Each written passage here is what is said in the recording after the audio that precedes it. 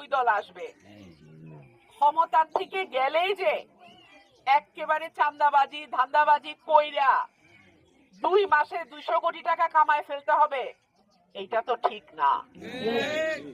আরেকজনের ব্যবসা দখল করা, বালি উঠানো, মাটি ভরাট করা, এগুলা তো ঠিক না। ঠিক এগুলি করলে মানুষ দূরে সরে যায়। মানুষ এমনিতে দেখা যায় যেন কিছু কয় না কিছু কয় না।